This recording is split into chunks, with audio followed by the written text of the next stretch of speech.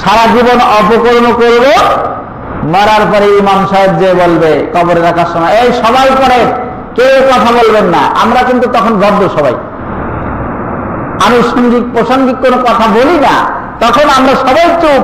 ইমাম সাহেব যেভাবে বলে, এই সবাই চুপ করে, কবরে রাখা হচ্ছে, এখন কেউ কোনো কথা বলবেন না, সবাই দোয়া করেন, বিসমিল্লাহি ওয়া আলা মিল্লাতি রাসূলিল্লাহ, বলি না? সব জায়গায় বলে কিনা কবর রাখার সময়? কিন্তু কথাটার অর্থ কি আপনি আমি কি কখনো ভেবেছি নাকি? বিসমিল্লাহি, আল্লাহর নামে, আল্লাহর নাম উচ্চারণ করে, আল্লাহর স্মরণে, আলা মিল্লাতি রাসূলিল্লাহ, তার মানে হলো আল্লাহর নাম নিয়ে আল্লাহর রাসূলের দলে এই লোকটাকে রেখে দিয়ে গেলাম, রাসূলের দলে রেখে দিয়ে গেলাম। কখন? সবাই একটু জবাব দেন, কখন রেখে দিলাম? মরার পরে, মরার আগে না। কিন্তু আল্লাহর হাবিব বলেছেন যে মানুষের 3টা আমল বাদ থাকে মরার পরে, আর কোনো আমল বাদ থাকে না। তা হলো দুনিয়ায় জীবিত থাকা অবস্থায় সে কি কোন ভালো কাজ করেছিল, সে কার অনুসরণ করেছে, সে কার অনুকরণ করেছে, সে কার সাথে দৌড়িয়েছে, কার আদর্শ মেনে চলেছে, কার কথা মতন চলেছে, ইবাদত বন্দেগী করেছে কিনা, ইসলামের বিরোধিতা করেছে কিনা, কোরআনের বিরোধিতা করেছে কিনা, রাসূলের হাদিসের অবমাননা করেছে কিনা, মুসলমানদেরকে অবহেলা করেছে কিনা, এই বিষয়গুলো দুনিয়ায় বসে যদি সে জীবিত অবস্থায় করে থাকে, মরার পরে যত পীর সাহেব যেই আসুক না কেন, এসে যদি বলে বিসমিল্লাহি আলা মিল্লাতি রাসূলিল্লাহ, কাজ হবে না, কোনো কাজ হবে না। কারণ জীবিত থাকায় অবস্থায় ওর দরকার ছিল আমল করা। মানুষ মরে গেলে কি আর কোনো আমল থাকে? তার উপর কি ফরজ থাকে কিছু? তার উপরে কি কোনো ফরজ ওয়াজিব কোনো ইসলামী শরীয়ত আর থাকে তার উপরে? কিচ্ছু থাকে না। মরার সঙ্গে সঙ্গে সব তার জন্য শেষ হয়ে গেল। এখন আপনি আমি ওই লাশটাকে, ওই মরকটাকে, মরক বলে তো, ওই মরকটাকে রেখে দিলাম, কবর রাসূলের দলে দিয়ে দিলাম। রাসূল ওই পচা লাশ, ওই মরা লাশ নিতে যাবেন কেন? যদি আপনার আমার জিন্দেগিতে রাসূলের অনুসরণ অনুকরণ না থাকে, আল্লাহর রাসূলের দলে আপনি আমি যতই ঠেলে দেই না কেন, কাজ হবে না। হাসরের ময়দানে বলবেন সওকান লিমান গায়রা মিন বাদি, ছেড়ে দাও এখান থেকে, তুমি আমার উম্মত নয়।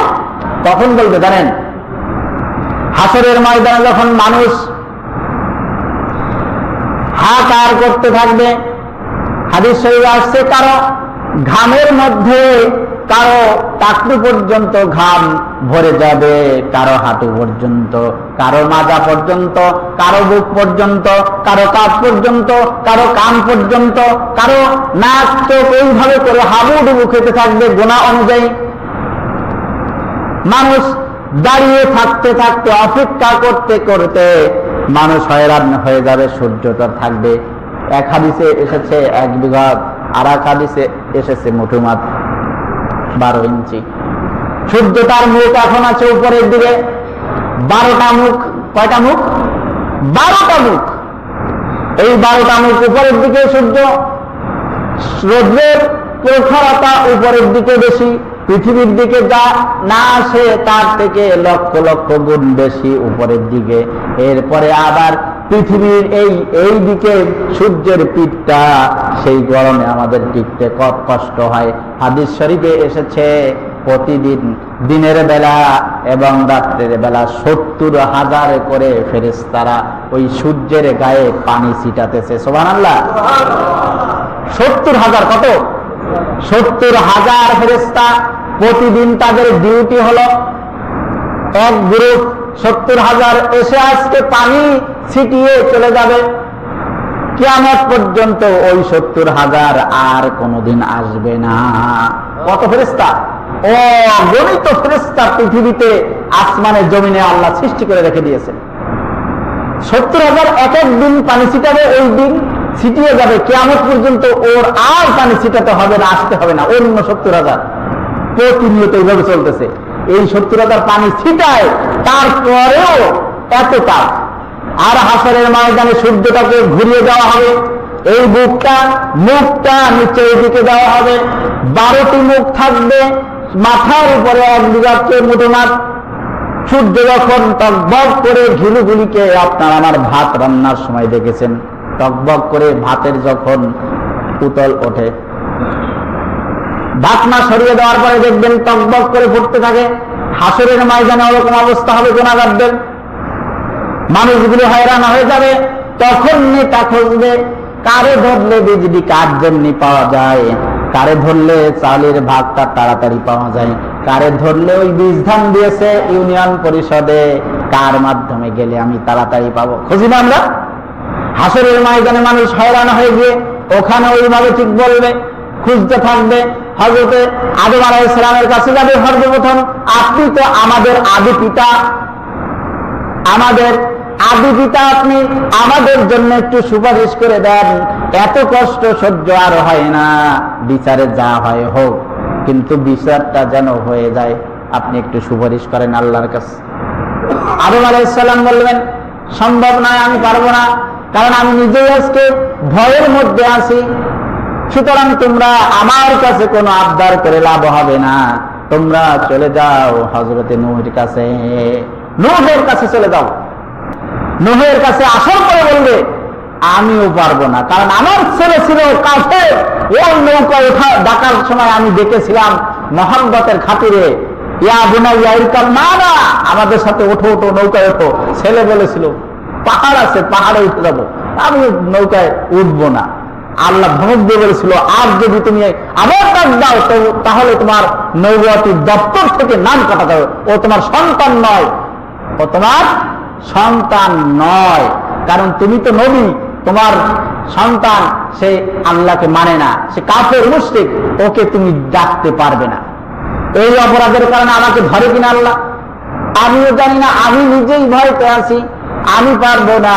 এইভাবে করতে করতে দফায় দফায় শেষ পর্যন্ত হযরতে ঈসা আলাইহিস সালামের কাছে আসলে তিনিও বলবেন, আমি পারবো না, তোমরা, তবে আমি পারবো না ঠিকই, একটা পরামর্শ দিতে পারবো, সেটা হলো আখিরি জামানার নবী পয়গম্বরে দো জাহানের সর্দার যিনি জনাবে মুহাম্মদুর রাসূলুল্লাহ সাল্লাল্লাহু আলাইহি ওয়াসাল্লামের কাছে তোমরা যাও। আজকে একমাত্র কেবলমাত্র তিনি ছাড়া আর কেউ সুপারিশ করতে পারবে না। সুবহানাল্লাহ, তাও বলতে পারলাম না, একমাত্র তিনি সুপারিশ করবে, সুতরাং আর কেউ পারবে না। ওইখানে যাও, সবাই হুম লিখে চলে আসবে, এসে দেখবে আল্লাহর রাসূলকে আল্লাহ রাব্বুল আলামিন অনুমতি দিয়ে আগেই দিয়েছেন, মাকামে মাহমুদ দান করেছেন, হাউজে কাউসারের দান করেছেন, অধিকারী করে দিয়েছেন। আল্লাহ রাসূল মাকামে মাহমুদে পড়ে সিজদায় পড়ে থাকবেন আর কাঁদতে থাকবেন, অন্যায় বিনয় করতে থাকবেন আল্লাহর কাছে। সবাই বলবে ইয়া নাফসি ইয়া নাফসি, তিনি বলবেন হাবলি রব্বি হাবলি উম্মতি, এইভাবে করে কাঁদতে থাকবেন, কাকুতি মিনতি করতে থাকবেন।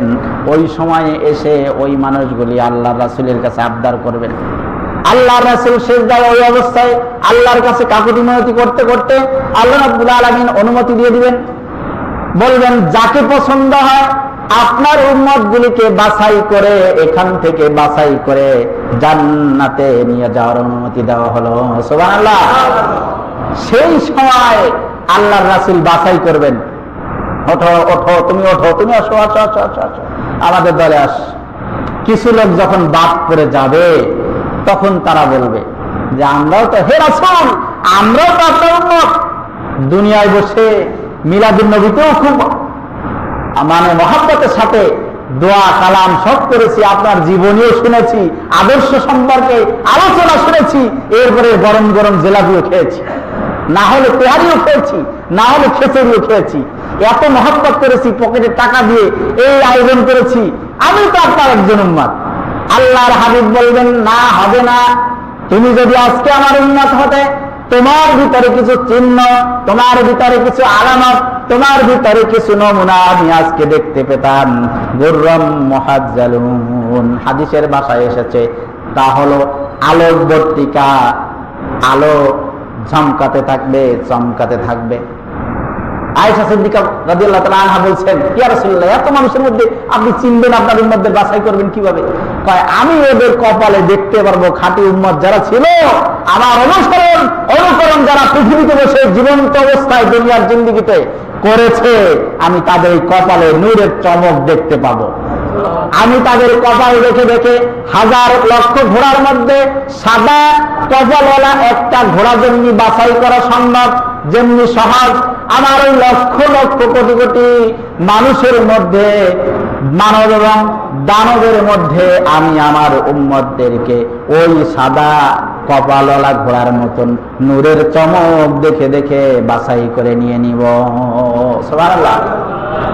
তখন কিছু লোক বলবে, ওই রকম কি বলবে, আবদার করবে, রাসূল বলবে, সরবে, তুমি আমার উম্মত নয়, দুনিয়ায় বসে করছো সব আমার নাফরমানি, আমার বিরোধিতা, আমার অনুসরণ করো নাই, বরঞ্চ আমার বিরোধিতা করেছো, আমার আল্লাহর দেখানো পথ মেনে নাও নাই, ইসলামকে সহ্য করতে পারো নাই, মুসলমানদেরকে সহ্য করতে পারো নাই, আলেম সমাজকে সহ্য করতে পারো নাই, দাড়ি টুপি দেখলে চুলকানি শুরু হয়ে গেছে, আর ধরে ধরে নির্যাতন করেছো, তা কি ভুলে গেছো? সুতরাং হবে না, আজকে তুমি আমার উম্মত বলে কোনো পার পাবে না, সরে যাও, তোমার ফয়সালা হয়ে গেছে। উপায় থাকবে?